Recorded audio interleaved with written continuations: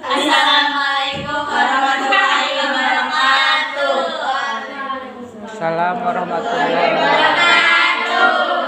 Di sini saya akan mempresentasikan cara pembuatan biogas. Sebelumnya kalian tahu nggak teknologi ramah lingkungan itu apa? Enggak. Teknologi ramah lingkungan itu adalah teknologi yang memperhatikan prinsip-prinsip pelestarian lingkungan. Salah satu aplikasi teknologi ramah lingkungan yaitu biogas. Jadi biogas adalah bahan bakar alternatif yang digunakan sebagai bahan bakar untuk kebutuhan rumah tangga. Biogas diperoleh fermentasi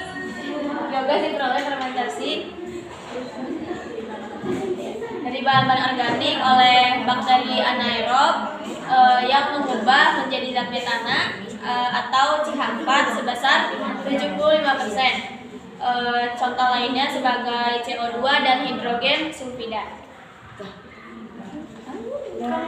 Udah. Berikut pembuatan biogas. Jadi pembuatan biogas itu dari bahan-bahan organik seperti sampah dapur, kotoran hewan, hasil pertanian, dan sampah industri. Dari bahan-bahan itu dimasukin ke alat yang namanya digester. Alatnya bisa apa aja asalkan bisa menampung kayak bahan-bahan ini. Terus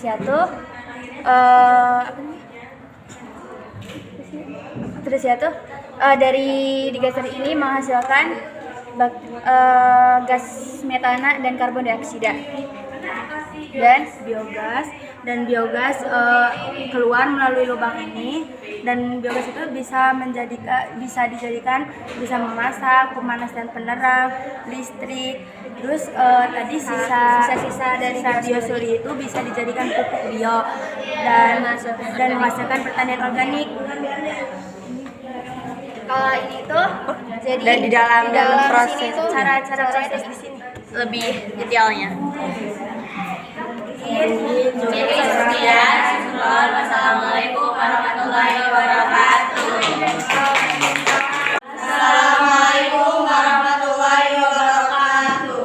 Waalaikumsalam warahmatullahi wabarakatuh. Di sini kita akan menjelaskan sedikit tentang biopori. Biopori adalah termasuk teknologi ramah lingkungan yang dari bidang lingkungannya. Ada macam-macam. Nah, ini termasuk dari bidang lingkungannya. Adapun arti dari biopori itu sendiri adalah metode resapan air hujan ke dalam tanah. Adapun tujuannya yaitu yang pertama menjaga keseimbangan alam, yang kedua mencegah bau tidak sedap yang ditimbulkan oleh sampah yang basah oleh air, yang ketiga yaitu menyimpan air dalam tanah pada saat musim kemarau, dan yang terakhir yaitu memelihara cacing tanah. Adapun prosesnya Pertama, air masuk ke pipa biopori. Di dalamnya sudah terdapat sampah organik yang sebelumnya sudah turun ke sini, sudah masuk. Habis itu sebelumnya ini tuh pori-pori pipanya. Nah, masuk. Nah, di dalam tuh bakal ada proses pengongkosan. Terus yang nantinya akan menjadi kompos. Nah, nanti lama-kelamaan sini tuh jadi semakin sedikit dan nanti ada yang sampah organik masuk baru lagi. Mungkin segitu saja yang sudah dijelaskan. Kurang lebihnya mohon maaf. Assalamualaikum warahmatullahi wabarakatuh. Bismillahirrahmanirrahim. Assalamualaikum warahmatullahi wabarakatuh. Waalaikumsalam warahmatullahi wabarakatuh. Kami dari kelompok 3 teknologi pemurnian air sederhana.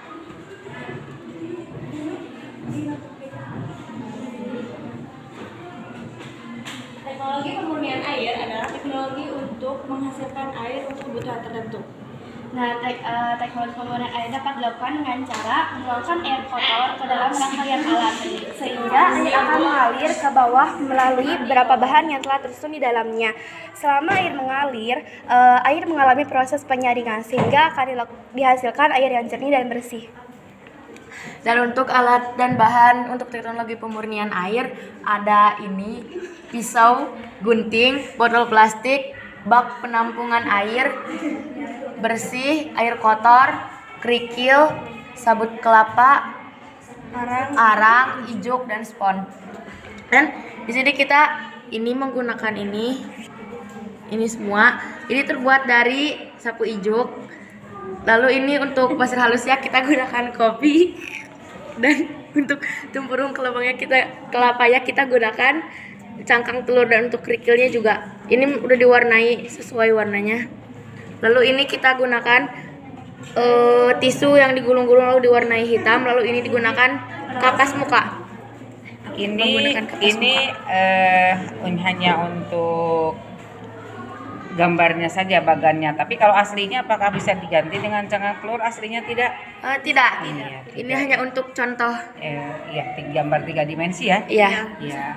Biar timbul gitu. Adapun cara kerja yaitu pertama siapkan botol air mineral, yang terus langkah kedua potong bagian bawah botol air mineral, lalu dibalik dan disusun oleh bahan-bahan tersebut seperti pertama susun dulu kapas, batu, kerikil, tempurung kelapa, arang, ijuk, pasir halus, ijuk dan air limbah.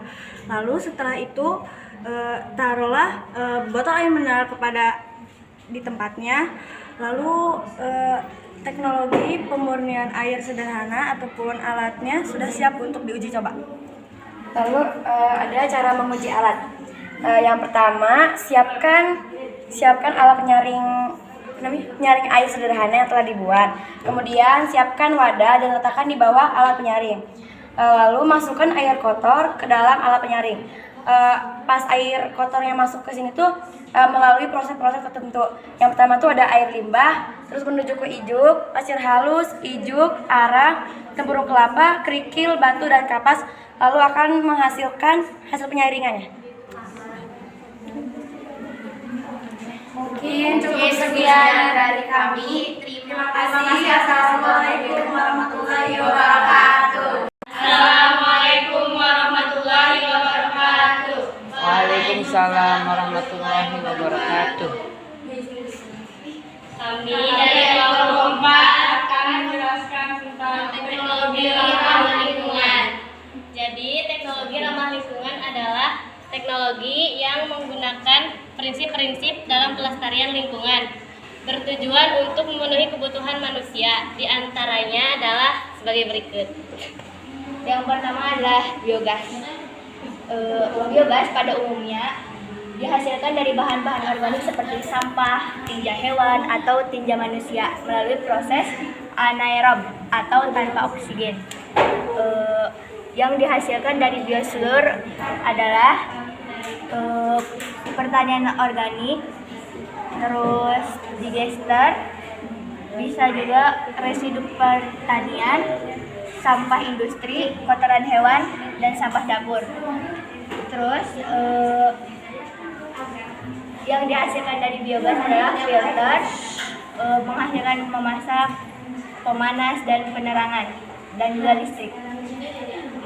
Yang kedua, biopori atau lubang resapan air merupakan metode peresapan air hujan ke dalam tanah. Biopori memiliki manfaat, diantaranya sebagai berikut.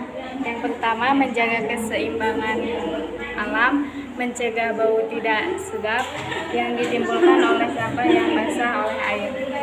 Terus ini pipa biopori, sampah organik, proses pengomposan, tingginya 80-100 cm, lebarnya 10-30 cm. Lalu habis itu ada mobil listrik ZEF.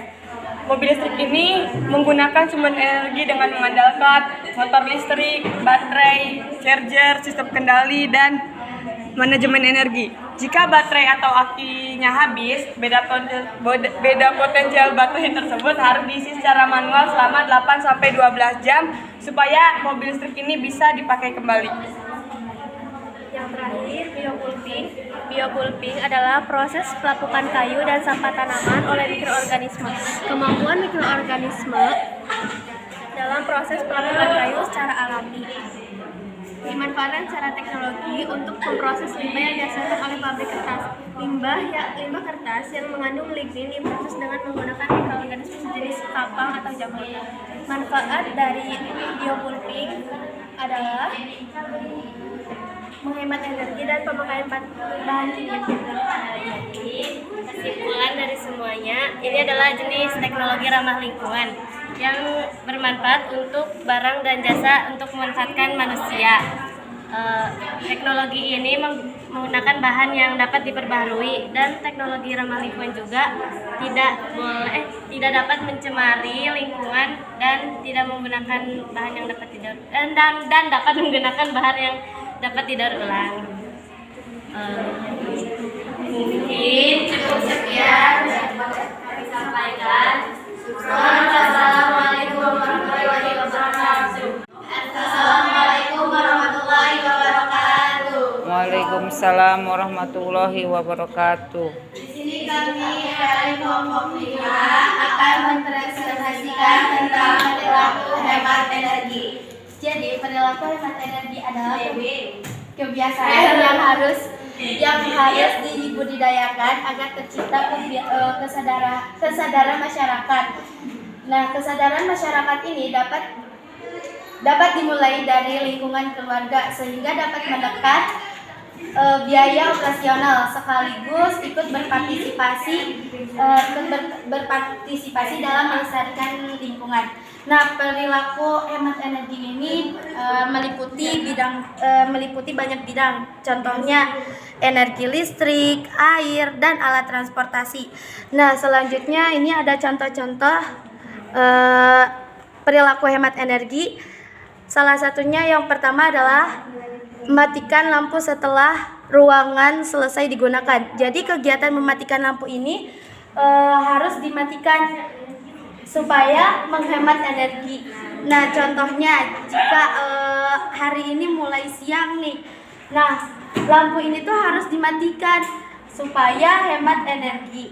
Yang kedua, membuka tirai jendela setelah menjelang siang hari sehingga cahaya matahari dapat masuk ke dalam rumah sehingga rumah menjadi sehat dan hemat energi. Dan yang ketiga, menggunakan kipas angin untuk meratakan suhu di dalam ruangan. Jika memakai AC di dalam ruangan tersebut, harus meratakan suhu ruangan dan sering membersihkan AC-nya. Yang keempat, tidak memasukkan makanan dan minuman yang masih panas ke dalam kulkas sehingga tidak mempengaruhi suhu ruangan kulkas. Jadi jangan masukin makanan yang masih panas atau minuman supaya kulkasnya gak rusak sama biar tidak mempengaruhi suhu ruangan kulkas tersebut. Yang kelima, selanjutnya menggunakan pengeringan dengan sinar matahari secara langsung sehingga dapat mengurangi pengeringan oleh mesin cuci. Dan yang keenam, menggunakan transportasi umum pada saat berpergian. Jadi biar udara dari mesin yang kita pakai sehari-hari itu gak banyak. Jadi cuma beberapa karena itu transportasi umum. Sekian dari kami. Syukran. Wassalamualaikum warahmatullahi wabarakatuh.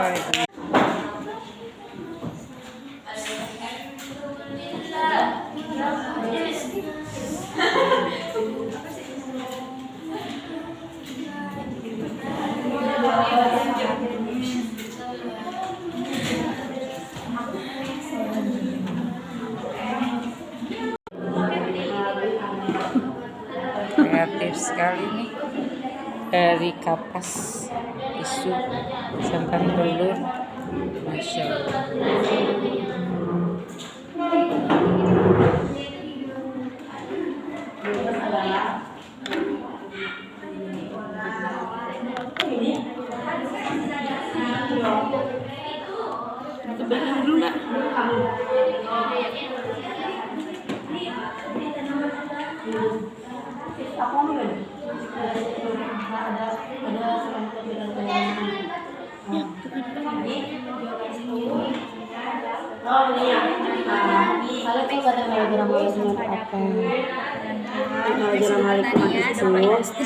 Teknologi yang menghasilkan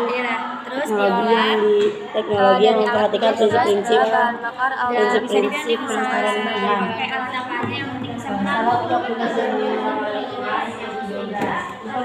keluar dari amak air alkoholisasi.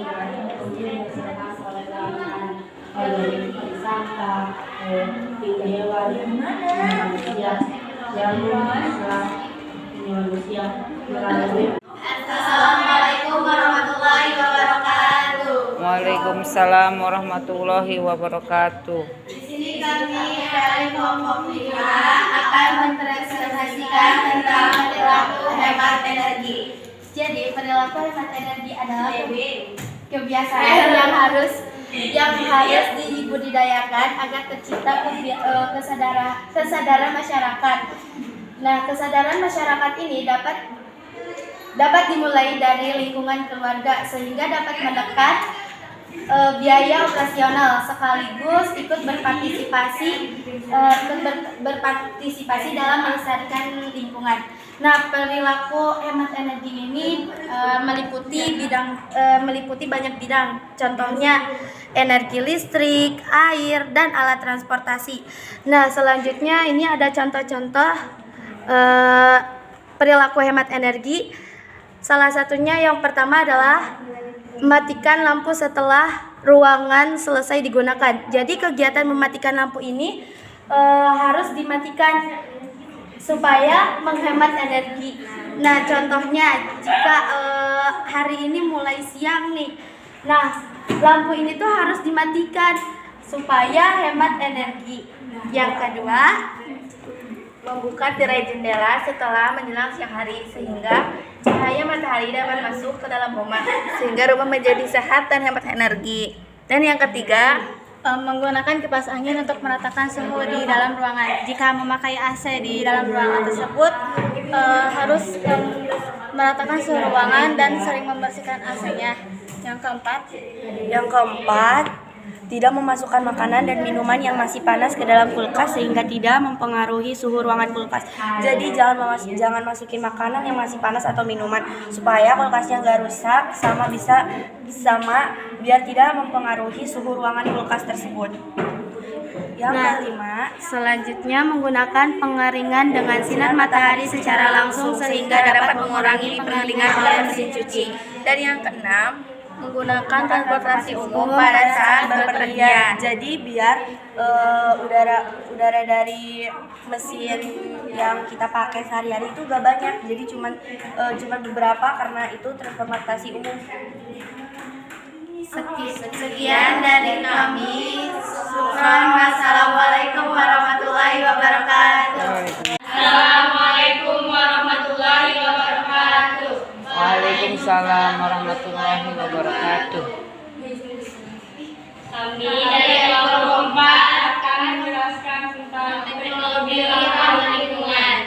Jadi, teknologi ramah lingkungan adalah teknologi yang menggunakan prinsip-prinsip dalam pelestarian lingkungan, bertujuan untuk memenuhi kebutuhan manusia. Di antaranya adalah sebagai berikut.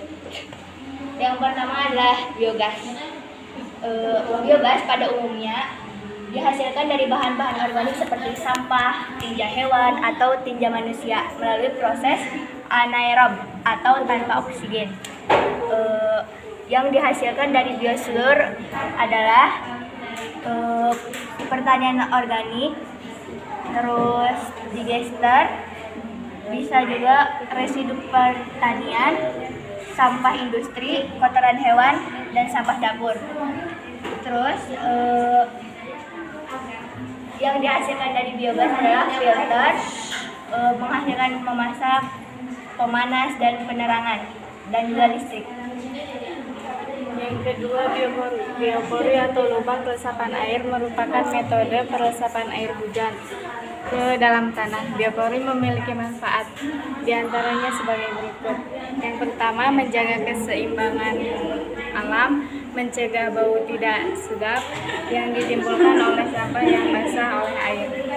Terus ini pipa biopori, sampah organik, proses pengomposan, tingginya 80-100 cm, lebarnya 10-30 cm. Lalu habis itu ada mobil listrik ZEF. mobil listrik ini menggunakan sumber energi dengan mengandalkan motor listrik, baterai, charger, sistem kendali, dan manajemen energi. Jika baterai atau akinya habis, beda potensial baterai tersebut harus diisi secara manual selama 8-12 jam supaya mobil listrik ini bisa dipakai kembali. Yang terakhir, biopulping. Biopulping adalah proses pelapukan kayu dan sampah tanaman oleh mikroorganisme. Kemampuan mikroorganisme dalam proses pelapukan kayu secara alami. Dimanfaatkan secara teknologi untuk memproses limbah yang dihasilkan oleh pabrik kertas. Limbah kertas yang mengandung lignin diproses dengan menggunakan mikroorganisme sejenis kapang atau jamur. Manfaat dari biopulping adalah menghemat energi dan pemakaian bahan kimia.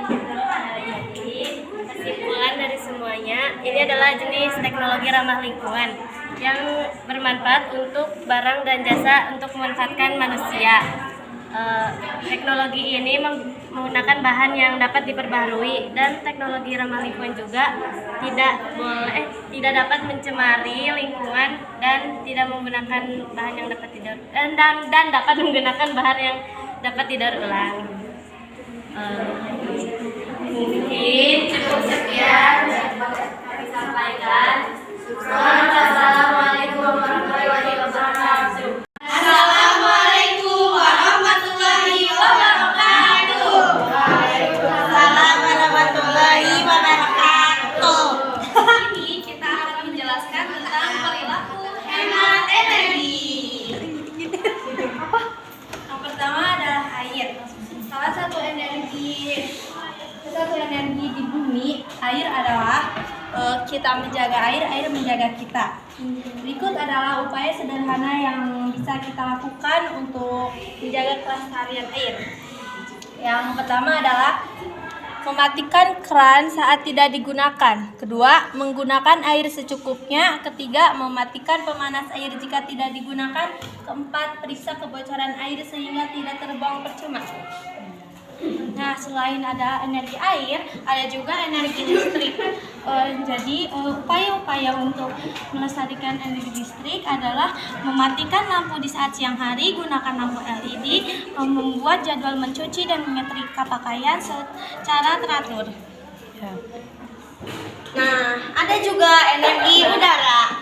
Kelestarian udara terpengaruh banget loh untuk lingkungan kita, apalagi yang hidup di kota.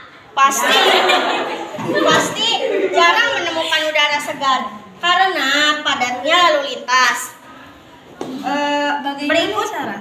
Berikut upaya sederhana untuk menjaga kelestarian udara adalah: yang pertama, tanamlah pohon di sekitar rumah agar udara tetap bersih dan segar.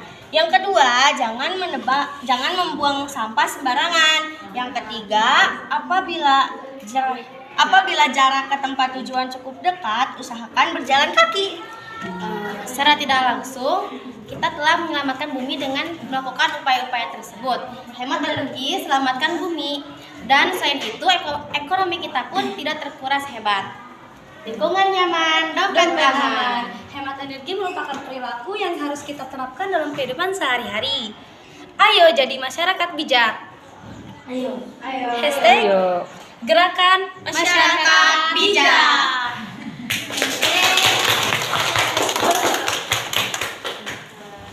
Mungkin cukup sekian. Terima kasih. Assalamualaikum warahmatullahi wabarakatuh. Waalaikumsalam warahmatullahi wabarakatuh.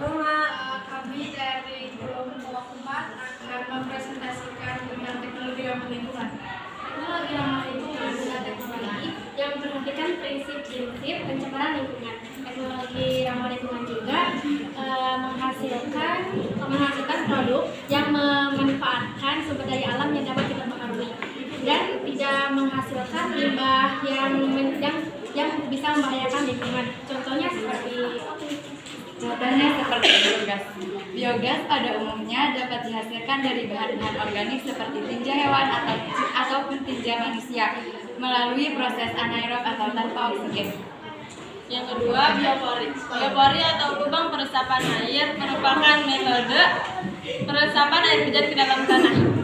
Yang ketiga, biopulping. Biopulping adalah pelapukan kayu dan limbah tanaman oleh mikroorganisme.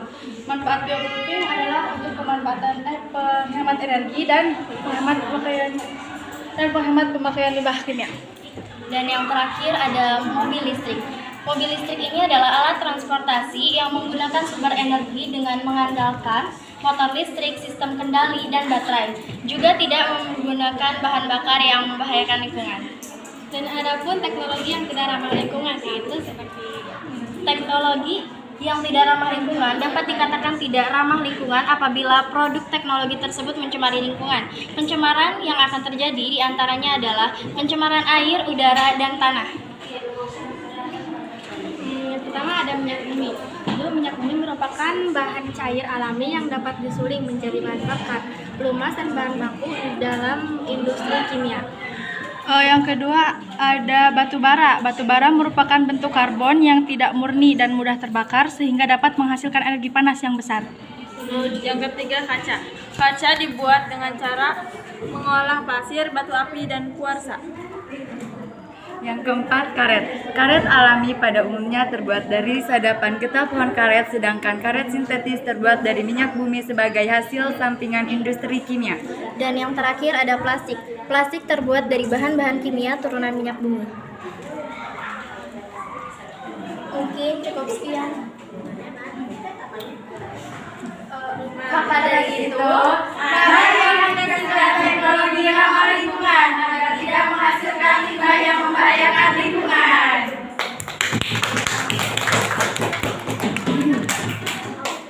Mungkin cukup sekian dari kami. Wassalamualaikum warahmatullahi wabarakatuh.